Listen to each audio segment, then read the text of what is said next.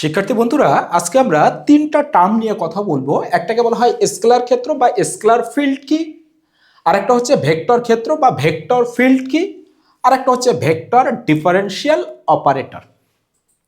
এইগুলো না বুঝলে আমরা পরের পড়াগুলো আমাদের বুঝতে একটু অসুবিধা হবে। দেখো তো, প্রথমেই স্কেলার ক্ষেত্র কি। আমরা স্কেলার কথাটার সাথে সবাই পরিচিত, অর্থাৎ স্কেলার মানে যে ভেক্টর রাশিগুলোর শুধু মান আছে, দিক নাই। আবার বলো তো, ক্ষেত্র মানে কি। ক্ষেত্র মানে হচ্ছে একটা এরিয়া, বাউন্ডারি থাকবে, অর্থাৎ একটা ফিল্ড মানে একটা নির্দিষ্ট জায়গা হবে। আচ্ছা, খুব সহজে বোঝা যায়। এই স্কেলার ক্ষেত্র বলার আগে আমি যদি তোমাদেরকে বলি, আচ্ছা ধরো এটা একটা জমির ক্ষেত এবং এটা হচ্ছে গমের ক্ষেত। কি বললাম? এটা হচ্ছে গমের ক্ষেত। তো গমের ক্ষেত মানে হচ্ছে গমের ক্ষেত্র। ক্ষেতকে আমরা ক্ষেত্র বলি, মানে জায়গা।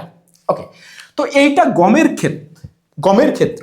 যদি বলা হয় এটা কি গমের ক্ষেত্র, তোমরা যদি বলো জি স্যার এটা গমের ক্ষেত্র, কিন্তু আমি বলেছি এইটা গমের ক্ষেত্র না। কারণ এটা যদি গমের ক্ষেত্র হতে হয় তাহলে এর প্রত্যেকটা বিন্দুতে এক একটা করে গমের চারা লাগানো থাকতে হবে, মানে গমের একটা করে চারা থাকতে হবে। না হলে তো এটাকে আমি গমের ক্ষেত বলতে পারবো না। তুমি বলেছো গমের ক্ষেত, কিন্তু একটাও গমের চারা নেই। তাহলে বলো গমের ক্ষেত বা গমের ক্ষেত্র কাকে বলে? আমরা এইভাবে সংজ্ঞা দিতে পারি, যে ক্ষেত্রের প্রত্যেকটা বিন্দুতে একটা করে গমের চারা রয়েছে সেই ক্ষেত্রকে বলা হবে গমের ক্ষেত্র। বা ধানের চারা লাগানো হয়েছে, এটাকে বলা হবে ধানের ক্ষেত বা ধানের ক্ষেত্র। তাহলে বলো তো স্কেলার ক্ষেত্র কি? খুব সহজ, যে ক্ষেত্রের প্রত্যেকটা বিন্দুতে এক একটা করে স্কেলার রাশি রয়েছে, মানে এখানে স্কেলার রাশি, স্কেলার রাশি, স্কেলার রাশি, স্কেলার রাশি, স্কেলার রাশি, স্কেলার রাশি, তাহলে আমরা কি বলবো? যে এটা স্কেলার ক্ষেত্র। ওকে, তাহলে সংজ্ঞা কিভাবে দেব? স্কেলার ক্ষেত্র কাকে বলা হয়? যে ক্ষেত্রের প্রতিটা বিন্দুতে এক একটি করে স্কেলার রাশি রয়েছে সেই ক্ষেত্রকে বলা হয় স্কেলার ক্ষেত্র। আমরা একটা উদাহরণ দেওয়ার চেষ্টা করি। আচ্ছা ধরে নাও আমার এইটা হচ্ছে ময়মনসিংহ শহর, বোঝানোর সুবিধার্থে এইভাবে বলি, এটা হলো ময়মনসিংহ শহর।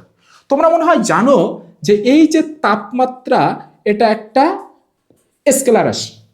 ওকে, আচ্ছা ধরে নাও এই বিন্দুটা আমার হচ্ছে জেলা স্কুলের মোড়, ধরো এই বিন্দুটা হচ্ছে আমার ধরো টাউন হল মোড়, ধরো এটা আমার হচ্ছে গাঙ্গিনার পার মোড়, আচ্ছা ধরে নাও এটা আমার চরপাড়া, বোঝানোর সুবিধার্থে। তাহলে বলো তো, তুমি যদি জেলা স্কুলের মোড়ে যাও, গিয়ে তোমার হাতে একটা থার্মোমিটার দেয়া হলো, দিয়ে বলা হলো এই জেলা স্কুলের মোড়ের তাপমাত্রা কত, তুমি মেপে নাও। বলো তো জেলা স্কুলের মোড়ে কিছুক্ষণ থার্মোমিটারটা তুমি এইভাবে ধরে রাখবা, তারপরে দেখবা ও স্যার জেলা স্কুলের মোড়ের তাপমাত্রা ধরো 30 ডিগ্রি সেলসিয়াস। তাহলে বলো তো জেলা স্কুলের মোড়ে তাপমাত্রা নামক একটা স্কেলার রাশি রয়েছে, আছে। আবার টাউন হল মোড়ে যদি যাও, সেখানে গিয়ে ধরো তুমি তাপমাত্রা পেয়েছো 28 ডিগ্রি সেলসিয়াস, তাহলে টাউন হল মোড়ে তাপমাত্রা নামক একটা স্কেলার রাশি রয়েছে। তুমি ধরো গেছো এটা গাঙ্গিনার পার, গাঙ্গিনার পারে গিয়ে ধরো 25 ডিগ্রি সেলসিয়াস তুমি তাপমাত্রা পেয়েছো, তাহলে একটা স্কেলার রাশি রয়েছে। তুমি চরপাড়ায় গিয়ে ধরো তাপমাত্রা পেয়েছো 32 ডিগ্রি সেলসিয়াস, তাহলে চরপাড়াও তাপমাত্রা নামক একটা স্কেলার রাশি রয়েছে। তাহলে বলো তাপমাত্রার বিবেচনায় এই যে ময়মনসিংহ শহরটা রয়েছে, এটাকে আমরা একটা স্কেলার ক্ষেত্র ধরে নিতে পারি। আমি আবার বলছি, যদি তাপমাত্রার কথা বিবেচনা করি তাহলে ময়মনসিংহ শহরের প্রতিটা বিন্দুতে তাপমাত্রা নামক এক একটা করে স্কেলার রাশি রয়েছে। সো তাপমাত্রার বিবেচনায় এই ময়মনসিংহ শহরটা একটা স্কেলার ক্ষেত্র। এই স্কেলার ক্ষেত্রগুলোকে আমরা কিভাবে প্রকাশ করব? অনেকভাবে এ বি সি ডি দিয়ে তুমি প্রকাশ করতে পারো, আমি একটু এইভাবে প্রকাশ করি, ফাই দিয়ে প্রকাশ করলাম। তাহলে আমাকে বলো তো এই ফাই এর উপরে কি তীর চিহ্ন দেয়া যাবে? না। কেন? কারণ এটা তো স্কেলার, ভেক্টর না তো, তাহলে দেয়া যাবে না। বলো তো এইটা কিসের ফাংশন হবে? এই ফাইটা, এটা কিন্তু হবে এক্স ওয়াই জেড এর ফাংশন। 3 ডাইমেনশনে আমরা এক্স ওয়াই জেড এর ফাংশন সবসময় ধরে নেব। তাহলে এটা এক্স ওয়াই জেড এর ফাংশন হবে। অনেক রকম থাকতে পারে, আমি আমার ইচ্ছা মতো লিখছি, প্রশ্নে যেমনটা দেয়া থাকবে তোমরা সেই টার্মটা দিয়েই ক্যালকুলেশনগুলো করবা। আমি এইভাবে ধরো লিখলাম 3x² yz, ধরো প্লাস 2xyz², ধরো আমি এইভাবে ধরে নিলাম। ওকে, তাহলে বলো তো এটা একটা স্কেলার ক্ষেত্র। দেখো এদের সাথে আই জে কে আমি দেই নাই, দিলে তো ভেক্টর বোঝাতো, তাহলে এটা স্কেলার ক্ষেত্র। পরীক্ষায় যেভাবে প্রশ্নে থাকবে আমরা সেটা দিয়েই ম্যাথ প্র্যাকটিস করব। তবে আমরা যেটা লিখেছি সেটা দিয়েই ম্যাথগুলো প্র্যাকটিস করব। এবার আসো ভেক্টর ক্ষেত্র কাকে বলে। একদম সহজ, যে ক্ষেত্রের প্রত্যেকটা বিন্দুতে তাপমাত্রা নামক যে ক্ষেত্রের প্রত্যেকটা বিন্দুতে ভেক্টর রাশি রয়েছে সেই ক্ষেত্রকে বলা হবে ভেক্টর ক্ষেত্র। একটা উদাহরণও আমরা দিতে পারি। আচ্ছা ধরে নাও এটা কোনো একটা পানির পাইপ বা পানির একটা নল, এই দিক থেকে এই দিকে পানি যাচ্ছে। তাহলে বলো তো আমি এইখানে অসংখ্য বিন্দু বিবেচনা করতে পারি।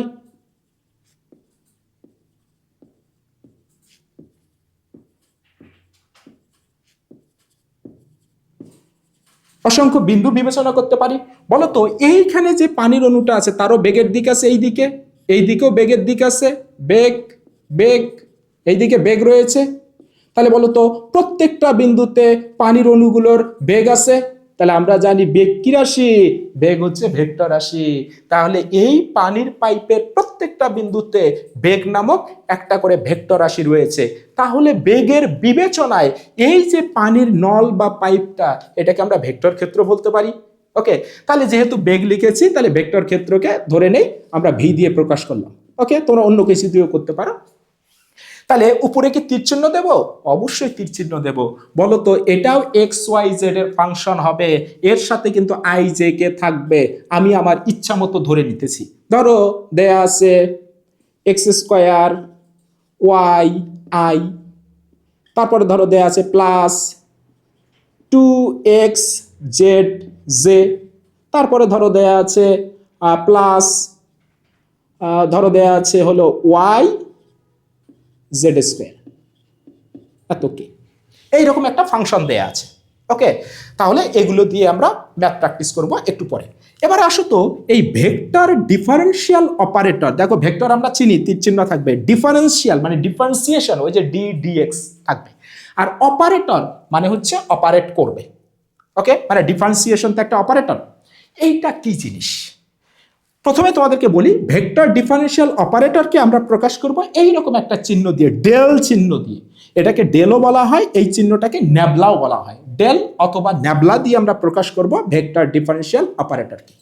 এইটা কি একটু বোঝার জন্য আমরা এইখানে একটা উদাহরণের সাহায্য নিয়েছি। এটা এক্স অক্ষ, এটা ওয়াই অক্ষ, এইটা জেড অক্ষ। এইদিকে আই, এইদিকে জে, এইদিকে কে, তিনটা আয়তীয় একক ভেক্টর রয়েছে। আমি আমার ইচ্ছা মতো এই তল বরাবর একটা ভেক্টর লিখেছি, থ্রি ডাইমেনশনাল ভেক্টর, ত্রিমাত্রিক ভেক্টর একটা লিখেছি। আমাকে বলো তো এই ভেক্টরের যদি তুমি এক্স এর মানকে ডিফারেন্সিয়েশন করতে চাও, যদি বলি পুরো ভেক্টরটাকে ডিফারেন্সিয়েশন করো, তাহলে তুমি কি শুধু এক্স এর সাপেক্ষে করতে পারবা না? কারণ এক্স এর সাপেক্ষে শুধু 3 কে করতে পারবা, কারণ 3 হচ্ছে এক্স এর মান, কিন্তু এই 2 তো ওয়াই এর মান। তাহলে এটাকে করতে গেলে ওয়াই এর সাহায্যে করতে হবে। বলো তো এই 4 কে কি তুমি এক্স এর সাপেক্ষে করতে পারবে? না, এটা তো জেড এর মান, এটাকে করলে জেড এর সাপেক্ষে করতে হবে। তাহলে বলো এই 3 কে যদি আমি ডিফারেন্সিয়েশন করতে চাই তাহলে এক্স অক্ষ বরাবর ডিফারেন্সিয়েশন করব। তাহলে বলো তো এখানে কি লিখবো? ডি ডিএক্স মানে এক্স এর সাপেক্ষে ডিফারেন্সিয়েশন। বলো তো এটা যদি ভেক্টর, এই এক্স অক্ষ বরাবর ডিফারেন্সিয়েশন মানে কি আই এর দিক বরাবর, তাহলে এর সাথে আই গুণ দিয়ে দেবো। তাহলে আমি এটাকে ডিফারেন্সিয়েশন করে ফেললাম। এবার যদি বলি এটাকে করো তাহলে ওয়াই এর সাপেক্ষে করতে হবে। তাহলে এইদিকে হবে ডি ওয়াই অক্ষ বরাবর ডি ডি ওয়াই জে। যদি বলি এটাকে করো তাহলে করতে হবে জেড অক্ষ বরাবর, তাহলে ডি ডি জেড কে। ওকে, এই দেখো তাহলে যদি বলি টোটাল ডিফারেন্সিয়েশনটা কত, তাহলে এইটা যোগ এইটা যোগ এইটা, তাহলে পুরো ভেক্টরটাকে ডিফারেন্সিয়েশন বোঝাবে। তাহলে আমরা এই ডেল ইজ ইকুয়াল টু লিখতে পারি D D X I plus D D Y J plus D D Z K. এটাই হচ্ছে ভেক্টর ডিফারেন্সিয়াল অপারেটর। এখন একটু ঝামেলা আছে, সেটা হলো এই যে আমরা ডি লিখেছি, ডিটাকে সোজা করে লেখা যাবে না, একটু বাঁকা করে লিখতে হবে। কেন বাঁকা করে লিখতে হবে একটু বোঝো তো। বলো তো আমি যে ডি ডিএক্স লিখেছি মানে এক্স এর সাপেক্ষে ডিফারেন্সিয়েশন, আমি কি এই পুরোটাকে কি এর সাপেক্ষে করতে পারবো? না, আমি এই ভেক্টরের শুধু এই অংশটাকে, এক্স এর অংশটাকে ডিফারেন্সিয়েশন করতেছি। তাহলে বলো তো এটা কি টোটাল ডিফারেন্সিয়েশন? না, এটা আংশিক। তিনটার মধ্যে একটা অংশ বরাবর করতেছি, তাহলে এটাকে বলা হয় পার্শিয়াল ডিফারেন্সিয়েশন, আংশিক অন্তরীকরণ। তাহলে এটা যে আংশিক, এটা বোঝানোর জন্য আমাকে এই যে কোমরটাকে একটু বাঁকা করে দিতে হবে, কোমরটাকে বাঁকা করে দিতে হবে, এরও কোমর বাঁকা করতে হবে, বাঁকা করতে হবে, এরও কোমরটাকে বাঁকা করে দিতে হবে, এইভাবে লাগতে হবে। তাহলে এই কোমর বাঁকা করা ডি দিয়ে বোঝাবে যে এগুলো আংশিক অন্তরীকরণ, অর্থাৎ পার্শিয়াল ডিফারেন্সিয়েশন। তাহলে বলো তো এখানেও একটু কোমরটাকে বাঁকা করে দেব, বাঁকা করে দেব, ওকে, এখানেও একটু বাঁকা করে দেব, তাহলে বোঝাবে এটা আংশিক ডিফারেন্সিয়েশন। ওকে, তাহলে এইটা হচ্ছে আমার ভেক্টর ডিফারেন্সিয়াল অপারেটর। এবারে এ হচ্ছে অপারেটর, এটা আমাদের মনে রাখতেই হবে সব সময়। Del is equal to D D X I plus D D Y J plus D D Z K, দেখো বাঁকা করলেও কিন্তু ডি বলবো। এইটা অপারেটর। বলে তো অপারেটর সব সময় কি করে? অপারেশন চালায়। কার উপরে অপারেশন চালায়? ক্ষেত্রের উপরে। তাহলে এই অপারেটর এই ক্ষেত্রের উপরে অপারেশন চালাতে পারে, স্কেলার ক্ষেত্রের উপরে, আবার এই অপারেটর ভেক্টর ক্ষেত্রের উপরে অপারেশন চালাতে পারে। তাহলে এ এর উপরে অপারেশন চালাতে পারে স্কেলার ক্ষেত্রটার উপরে, আবার এ এর উপরে অপারেশন চালাতে পারে অর্থাৎ ভেক্টর ক্ষেত্রটার উপরে। ওকে, তাহলে বলো তো এটা তো কিন্তু ভেক্টর অপারেটর। এই অপারেটর যদি স্কেলারের উপরে অপারেটর চালায়, বলো তো ডট অপারেশন চালাতে পারবে না, কারণ এটা ভেক্টর, এটা স্কেলার। এটা কি এর উপরে ক্রস অপারেশন চালাতে পারবেন না, কারণ ডট আর ক্রস গুণন হয় ভেক্টরের সাথে ভেক্টরের, কিন্তু এটা তো ভেক্টর, এটা তো স্কেলার। তাহলে ডট অপারেশনের না, ক্রস অপারেশনের না, তাহলে কোন ধরনের অপারেশন চালাবে? ছোটবেলায় যে ধরনের অপারেশন আমরা পড়ে এসেছি সেই ধরনের অপারেশন, অর্থাৎ সাধারণ অপারেশন, সাধারণ গুণ হবে, অর্থাৎ জেনারেল গুণ হবে। জেনারেল মানে সাধারণ। তাহলে বলো তো এর উপরে কেমন অপারেশন চালাবে? জেনারেল মানে সাধারণ। একটু বোঝানোর জন্য লিখি। ওকে, আবার বলো তো এটাও ভেক্টর, এটাও ভেক্টর।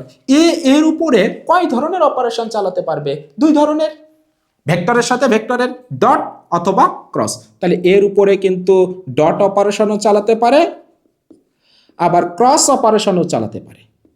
ডট গুণনও হতে পারে, ক্রস গুণনও হতে পারে। এবার একটা মজার ব্যাপার আছে, দেখো ভেক্টর ডিফারেন্সিয়াল অপারেটর যদি স্কেলার ক্ষেত্রের উপরে অপারেশন চালায়, এটা জেনারেল। বলতো আদক্ষরটা কি? জি। এই অপারেশনের একটা নাম আছে, এইটাকে বলা হয়, এক নাম্বার দেই আমরা, জিতে হলো গ্রেডিয়েন্ট।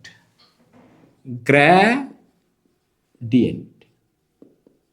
তাহলে বলো এক ধরনের আমরা অপারেশন পেয়েছি গ্রেডিয়েন্ট। আর এই ডটের আদক্ষর কি? ডি।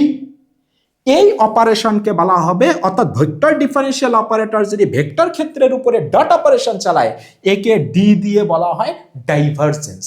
তার মানে দুই নাম্বার অপারেশনের নাম হচ্ছে ডাইভারজেন্স। ওকে, আর ক্রস অপারেশনের আদক্ষর কি?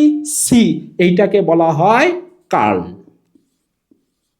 তাহলে আমরা তিন ধরনের অপারেশন পেয়েছি, একটা হচ্ছে গ্রেডিয়েন্ট, একটা ডাইভারজেন্স, আর একটা হচ্ছে কার্ল। তাহলে যদি স্কেলার ক্ষেত্রের উপরে অপারেশন হয় তাকে বলা হবে গ্রেডিয়েন্ট, যদি ভেক্টর ক্ষেত্রের উপরে অপারেশন হয় ডট অপারেশন তাহলে ডাইভারজেন্স, আর যদি ভেক্টর ডিফারেন্সিয়াল অপারেটর ডেল বা নেবলা যদি ভেক্টর ক্ষেত্রের উপরে ক্রস অপারেশন চালায় তার নাম হচ্ছে কার্ল। তাহলে আমরা এই তিনটা অপারেশন নিয়ে কথা বলবো, অর্থাৎ গ্রেডিয়েন্ট, ডাইভারজেন্স এবং কার্ল। ধন্যবাদ সবাইকে।